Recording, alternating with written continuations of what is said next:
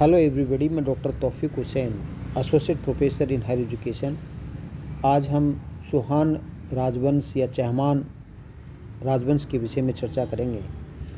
जैसा कि आप जानते हैं कि हर्षवर्धन की मृत्यु के पश्चात उसके द्वारा स्थापित साम्राज्य छोटे छोटे राज्यों में विभाजित हो जाता है और हर्षवर्धन की मृत्यु के पश्चात जो उसके द्वारा स्थापित साम्राज्य है के विभिन्न भागों पर जिन राजवंशों ने शासन किया उसमें चौहान राजवंश है उसका महत्वपूर्ण स्थान माना जाता है। इस चौहान राजवंश ने 12वीं शताब्दी तक, अर्थात हम कहें कि तराइन के द्वितीय युद्ध तक है वो भारत पे है वो शासन किया और तुर्कों से है वो मुकाबला किया, तुर्कों के साथ है वो संघर्ष किया। इस जो महान जो राजवंश जो अपनी वीरता और शौर्य के लिए है वो प्रसिद्ध माना जाता है, जिसके अंतिम महत्वपूर्ण जो सम्राट है वो पृथ्वीराज चौहान को माना जाता है। इसकी उत्पत्ति के समय में, उत्पत्ति के संदर्भ में वो विद्वानों में विभिन्न मत हैं, जहाँ एक और चौहानों की उत्पत्ति के विषय में अग्निवंशीय उत्पत्ति के सिद्धांत का प्रतिपादन किया गया है, जिसके समर्थक हैं या जिसके प्रतिपादक हैं वो चंद्रबरदाई को माना जाता है, जो पृथ्वीराज चौहान के मित्र थे और उन्होंने पृथ्वीराज रासो नामक ग्रंथ की वो रचना की। जो पृथ्वीराज रासो में चंद्रबरदाई ये लिखते हैं कि ऋषि वशिष्ठ है, उन्होंने माउंट आबू के अंदर जो यज्ञ किया और वो यज्ञ है वो राक्षसों से रक्षा करने के लिए किया और उस यज्ञ के द्वारा उन्होंने 3 योद्धा हैं वो पैदा किए, प्रतिहार, परमार और चालुक्य। लेकिन ये तीनों योद्धा जब राक्षसों से रक्षा नहीं कर पाए तो ऐसी स्थिति में हथियारों से सुसज्जित है वो चौथा योद्धा उन्होंने पैदा किया, जो कि चौहान कहलाया। और जो इस प्रकार जो चौहानों की उत्पत्ति है वो अग्नि से बताई चंद्रबरदाई ने। लेकिन अग्नि से जो उत्पत्ति का जो सिद्धांत है जिसका प्रतिपादन चंद्रबरदाई ने किया, उसका जो समर्थन है वो मूनों नैणसी है, जिन्होंने नैणसीरी ख्यात है और मारवाड़ प्रगनारी विगत है नामक ग्रंथ की रचना की, जो कि महाराजा जसवंत सिंह के, मारवाड़ के शासक जसवंत सिंह के दीवान थे। उन्होंने इस मत का समर्थन किया।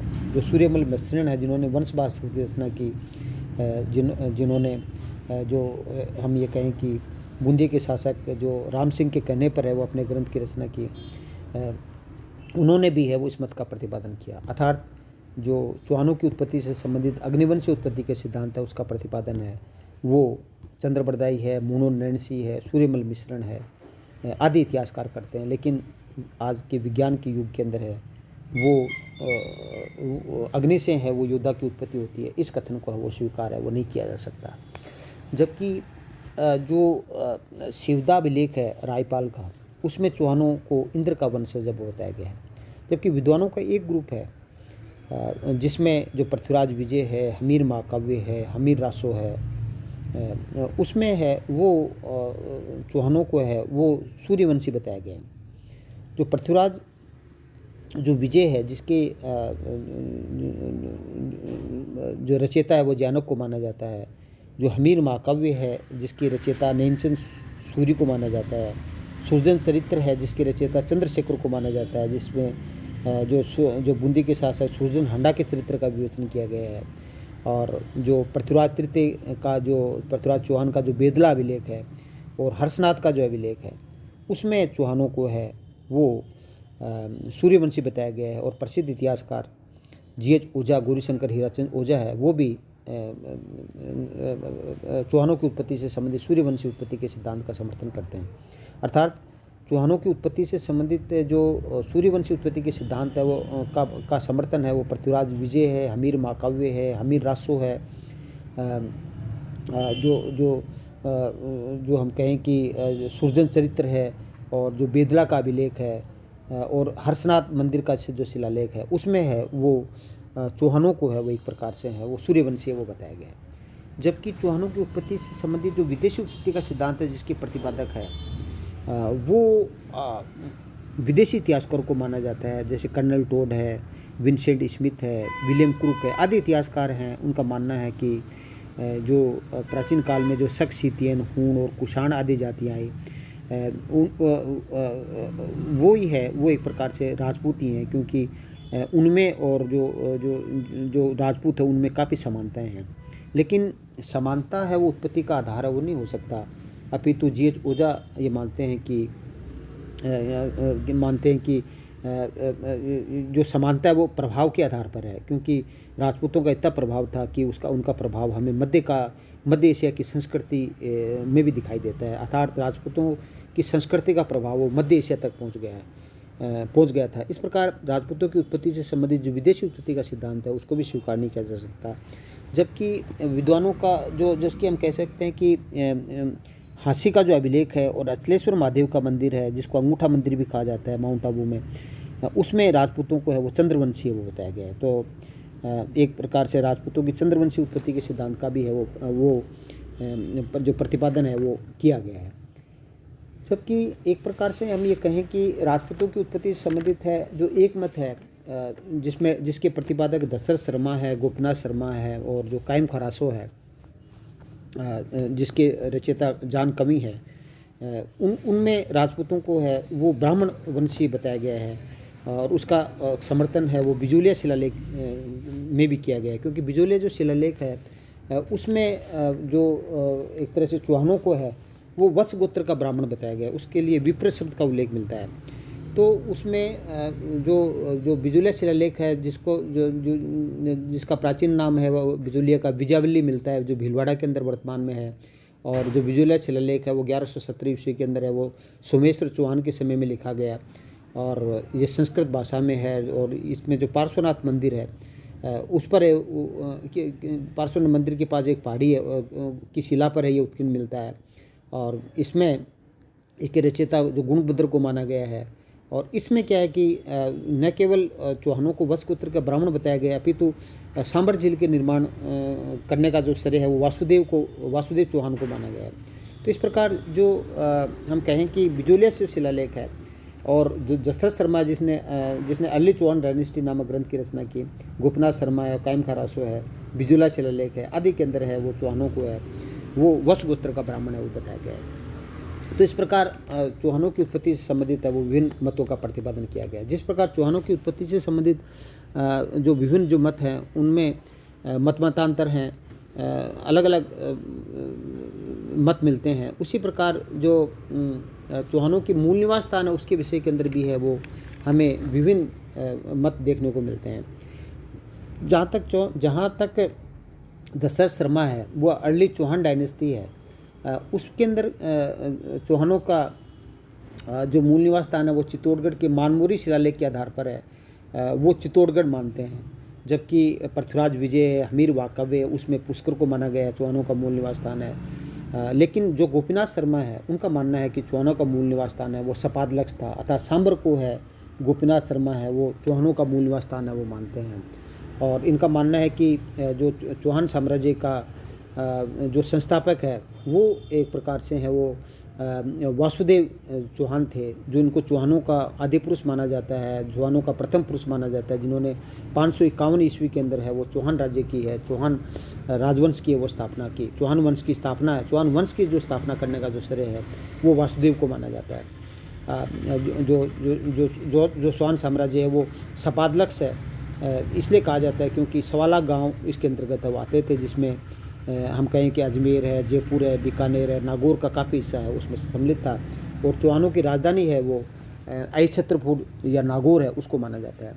और जहाँ तक हम कहें कि जो चौहानों की जो हम कुल देवी की हम बात करें तो चौहानों की जो कुल देवी है वो शाकंभरी माता को माना जाता है। और शाकंभरी माता का जो मंदिर है वो सांबर में है, उदयपुर वाटी झुंझुनू के अंदर है, और सहारनपुर यूपी के अंदर है।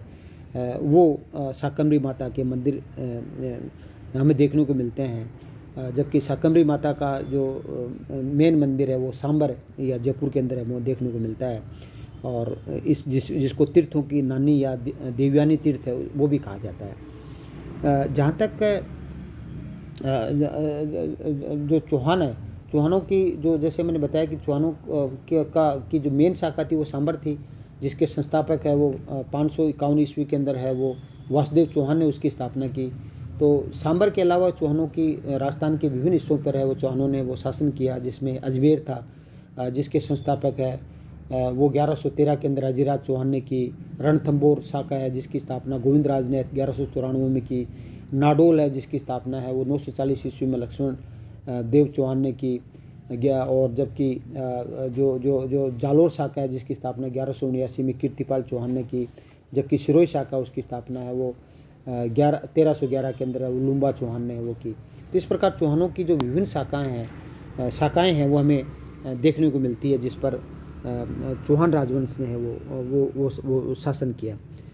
जहाँ तक चौहानों की जानकारी के विषय में जो प्रश्न है कि चौहानों की जानकारी हमें किन किन साक्ष्यों से मिलती है, तो जैसे कि हमने बताया कि चौहानों की जानकारी के विषय के अंदर हमें पृथ्वीराज रासो है, पृथ्वीराज विजय है, जो विभिन्न साहित्यिक ग्रंथ है। इसके अलावा जो बिजुलिया शिलालेख है, हर्षनाथ का जो शिलालेख है, चित्तौड़गढ़ का शिलालेख है, बेदला शिलालेख है। तो इस तरह से हमें चौहानों की जानकारी के विषय के अंदर विभिन्न जो पुरातात्विक और साहित्यिक साक्ष्य है वो हमें देखने को हमें मिलते हैं। जहाँ तक चौहानों की जो प्रारंभिक शाखा या विभिन्न जो शाखाओं के शासकों का प्रश्न है, उनकी सांस्कृतिक और राजनीतिक उपलब्धियों का प्रश्न है, तो उसमें यदि हम चौहानों की जो प्रारंभिक शाखा है, जो मूल शाखा थी, जिसको हम शाकंभरी के चौहान कहते हैं या सपादलक्ष के चौहान कहते हैं, उनका जो संस्थापक है वो वासुदेव को माना जाता है। और ऐसा कहा जाता है कि जो वासुदेव है उन्होंने 551 ईस्वी के अंदर है वो चौहान राज्य की स्थापना की और वहाँ पर है वो सांबर झील का वो निर्माण करवाया।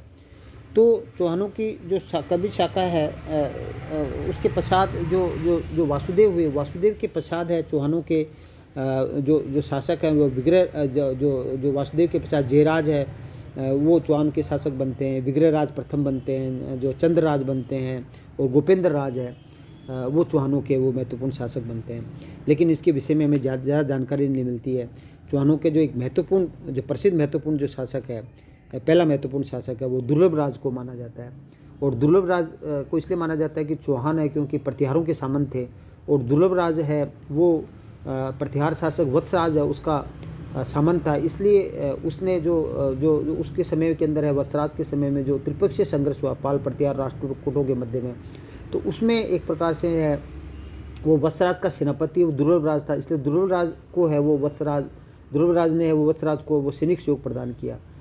तो इस प्रकार जो त्रिपक्षीय संघर्ष के अंदर है दुर्लभ राज है, चौहान शासक दुर्लभ राज का भाग लेने का उल्लेख वो हमें मिलता है। तो दुर्लभ राज के पश्चात है वो चौहानों का जो महत्वपूर्ण शासक है, दुर्लभ राज के पश्चात चौहानों का महत्वपूर्ण जो शासक है वो गुहक प्रथम बनता है। और जो गुहक प्रथम है उसके विषय में हम कह सकते हैं कि ये जो प्रतिहार शासक है वो नागभट्ट द्वितीय है, उसका एक प्रकार से सेनापति था या उसका सामंत था। सेनापति नहीं कह सकते, उसका सामंत था। गुहक प्रथम नागभट्ट द्वितीय का सामंत था और उसने एक प्रकार से हर्षनाथ का जो मंदिर है वो सीकर के रेवासा में उसका निर्माण करवाया। और हर्षनाथ जी है वो चौहानों का कुल देवता माना जाता है। और एक प्रकार से क्या है कि जो गुहक प्रथम है उसके जो एक की हम बात करते हैं कि जो गुहक प्रथम है उसने भी एक प्रकार से हम कहें कि जो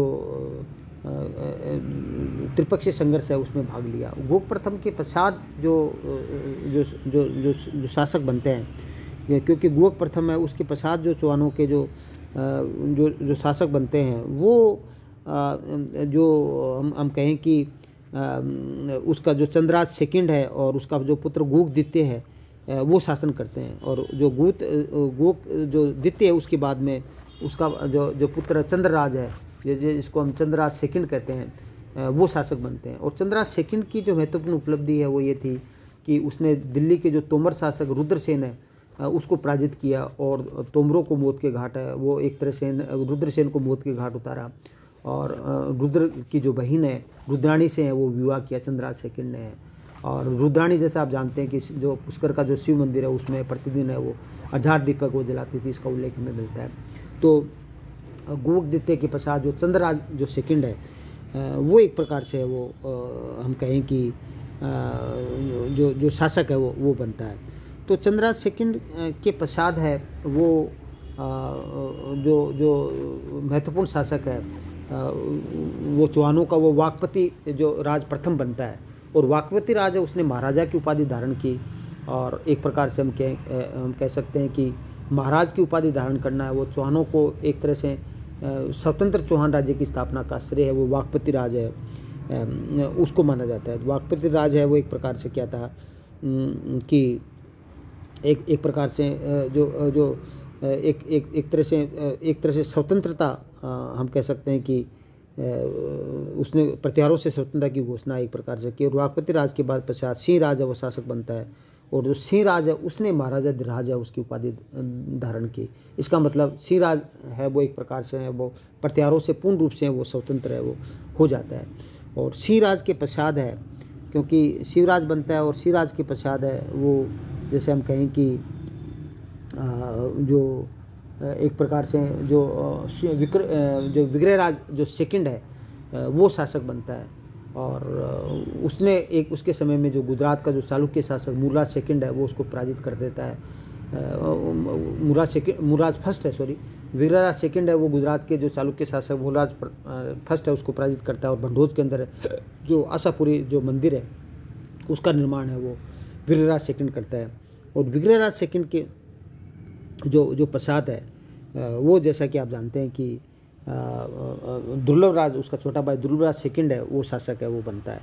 तो दुर्लभ राज जो सेकंड है वो एक जो नाडोल के जो चौहान है उसको पराजित कर देता है, और एक प्रकार से अपने साम्राज्य का काफ़ी अजमेर तक अपने साम्राज्य का विस्तार करता है। उसके पश्चात उसका जो उत्तराधिकारी है वो गोविंद तृतीय है वो शासक बनता है, और वो भी एक प्रकार से एक पराक्रमी शासक हम कह सकते हैं। उसके पश्चात वाकपति द्वितीय वो शासक बनता है, और वाकपति जो द्वितीय है उसके पश्चात है वो वीरराम है वो शासक बनता है। और वीरराम के पश्चात जो एक प्रकार से हम कहें कि चामुंडराय और जो शे घाट है वो शासन है वो करते हैं। और शे घाट के पश्चात दुर्लभराज जो तृतीय वो शासक बनता है, और एक प्रकार से जो दुर्लभराज तृतीय है उसके पश्चात है वो जो वीर सिंह और विग्रहराज तृतीय है वो शासन करते हैं। और विग्रहराज तृतीय के पश्चात है जैसा कि आप जानते हैं कि पृथ्वीराज जो चौहान प्रथम है वो एक प्रकार से वो शासन करता है। तो पृथ्वीराज चौहान जो प्रथम है वो एक प्रकार से सोलंकियों को वो अजमेर से वो खदेड़ देते हैं। तो नेचुरली है वो पृथ्वीराज जो प्रथम है वो एक प्रकार से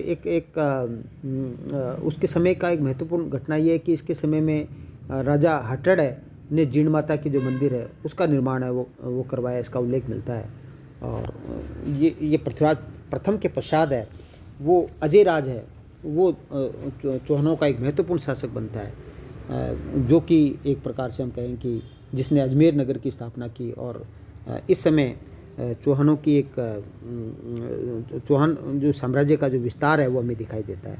तो इस प्रकार हम कहते हैं कि चौहानों की जो सांबर शाखा है उसके जो महत्वपूर्ण शासक है वो पृथ्वीराज प्रथम तक था, और पृथ्वीराज प्रथम के बाद जो अजय राज है उसने अजमेर है वो एक प्रकार से उसकी अपनी राजधानी वो बनाता है। तो इस प्रकार अजय राज से है वो हम कह सकते हैं कि चौहानों का निर्माण काल था। और अब चौहान है वो जो हम सपादलक्ष और अजमेर के चौहान है वो कहलाने प्रारंभ कर देते हैं। तो अजमेर के चौहानों के विषय के अंदर है वो अपन नेक्स्ट व्याख्यान के अंदर चर्चा करेंगे।